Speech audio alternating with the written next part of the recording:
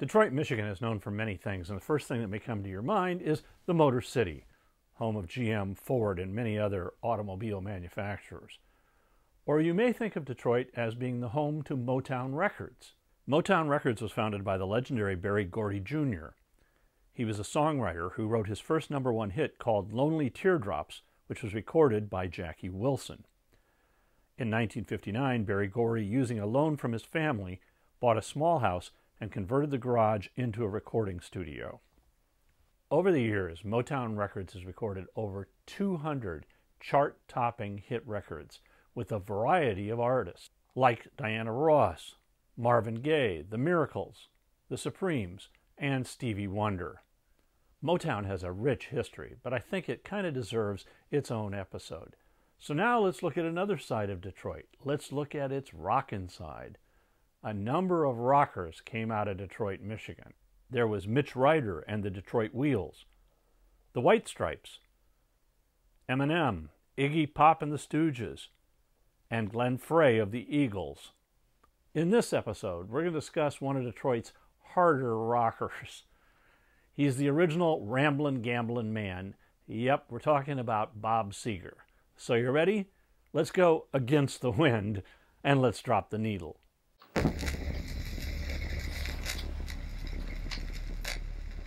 In the mid-1960s, Bob Seger was becoming a fixture around the clubs in Detroit. He had a band, they were called Bob Seger and the Last Herd, and in 1967 they actually recorded a single which did well in the Detroit area. It's called Heavy Music, and it's actually a song that Seger continued to play live throughout his career. Then in 1968, Bob Seger and the Last Herd get a recording deal from Capitol Records, who quickly changes their name to the Bob Seger System. And they released their first album, Ramblin' Gamblin' Man. Now, I really like this album. Tracks include the hit, which was their second single, Ramblin' Gamblin' Man, also then their first single, 2 + 2 =, Tales of Lucy Blue, which was supposed to be the title of the album, hence the cover picture, Dr. Fine, and the last song, Love Needs to Be Loved. When this album came out in January 1969, I was in college at Southern Illinois University in Carbondale, which is in the southern part of the state.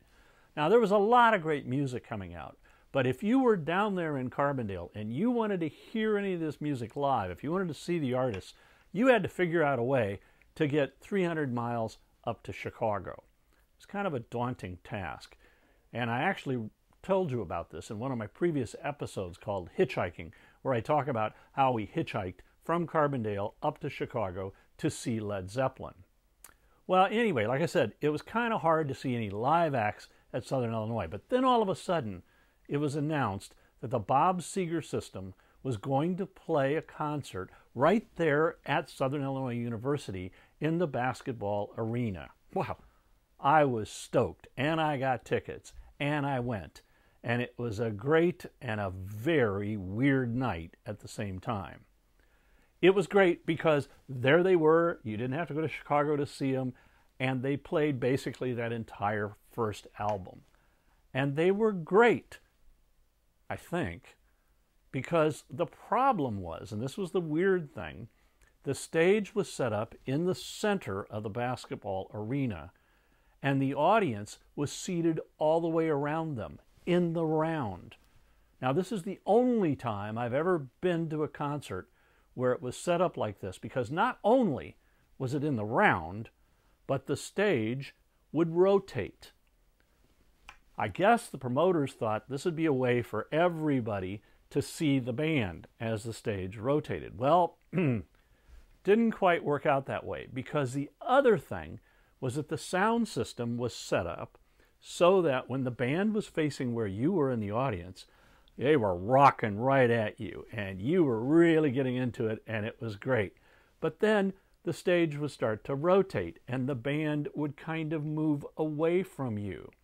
And when they did, the sound would drift away from you too. So now, not only are you looking at them sideways, or soon backwards, you're not really even hearing them anymore. It's just kind of a dull thud reverberating around the arena, until they finally start to swing back around and then all of a sudden the music comes back and hits you full on. So the experience was you'd be there, you'd be rocking, you'd be really into it, and then and you just kind of have to wait until the stage went all the way around, and then it would come back and you'd rock in it, but they could be in another song by then. It was a very strange evening. I knew the Bob Seger system was going to be a big, big time act. I just didn't realize how long it would take. Quickly after that weird concert, they recorded their second album called Noah. But an interesting thing had happened. They had a new member, Tom Nemi, and he wrote and sang most of the songs on the album. Didn't sound anything like the first album, and it tanked. By the next year, Tom Nemi has left the band, and they record their third album called Mongrel, which contains one hit, Lucifer, but the album did not sell. After 3 albums that didn't do particularly well, in 1971, the Bob Seger system disbanded, and Bob decides he'll start a solo career. So he releases an album called Brand New Morning, which is an acoustic album with just him playing acoustic guitar. It didn't sell. So Bob decides, maybe I ought to try to get back in a band. So he teams up with Teagarden and Van Winkle, who had had a minor hit, and together they record an album called Smoking OPs. Now this is basically a cover album. Tracks are like Stephen Stills' Love the One You're With, Tim Hardin's If I Were a Carpenter, Turn on Your Love Life, but then it also contains a re-recording of the early Seger song, Heavy Music. But Seger is nothing if not persistent. So he records his next album. It's called Back in 72. I like the songs Midnight Rider, Rosalie, Back in 72, and the first recording of one song that was soon to be one of his staples, Turn the Page. But this album actually sells fewer copies than his previous album. But not to be stopped, Bob Seger goes back into the studio and records his 7th studio album called Seven. Now it's the first album that he records with the Silver Bullet Band. It contains the hit Get Out of Denver, but the album, again, doesn't sell. Now it's becoming 1975. 7 albums that really haven't sold very well. But he gives it another shot with an album called Beautiful Loser. Besides the title track, Beautiful Loser, it has Kathmandu and Travelin' Man and Nutbush City Limits. And this album starts to sell. But it's the next album that finally starts Bob Seger on his way to superstardom. It's a double live album. It's called Bob Seger and the Silver Bullet Band, and it was recorded in Detroit in front of a very enthusiastic audience, cheering on their local hero. Bob has been quoted as saying by this time the band was playing 5 or 6 nights every week. So by the time it came to record this live show, they had their show down pat, and it shows. Lots of great songs. The opening, Nutbush City Limits, Beautiful Loser, Turn the Page, Ramblin' Gamblin' Man, Heavy Music, Kathmandu, and Get Out of Denver. Now, since this album came out, many rock critics have hailed it as one of the best live albums ever made. But it's his next album, his 9th studio album, that makes Bob Seger a nationwide sensation. The album is called Night Moves.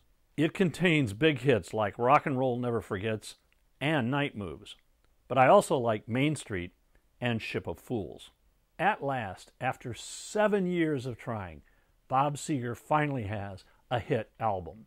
He quickly follows this up with his 10th studio album, Stranger in Town, which soars to number 4 on the charts and actually charts for him in the UK as well.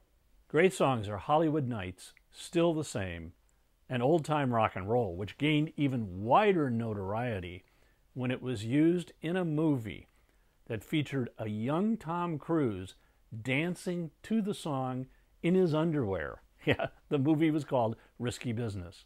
The album also contains I Feel Like a Number and We've Got Tonight. Bob keeps his fire burning and in 1980 releases his only #1 album, Against the Wind. Tracks here include the great Against the Wind, Fire Lake, You'll Accompany Me, and Betty Lou's Getting Out Tonight. Right after this, he releases an album called The Distant. It contains hit singles like Even Now and Shame on the Moon. And it reaches number 5 in the charts. It's about this time that I started to lose track of Bob Seger. I mean, I knew he was still recording, and I heard his song Like a Rock being used on the commercials for Chevy trucks. And oh yeah, when I went to see the movie Beverly Hills Cop 2, I heard him singing the song Shakedown.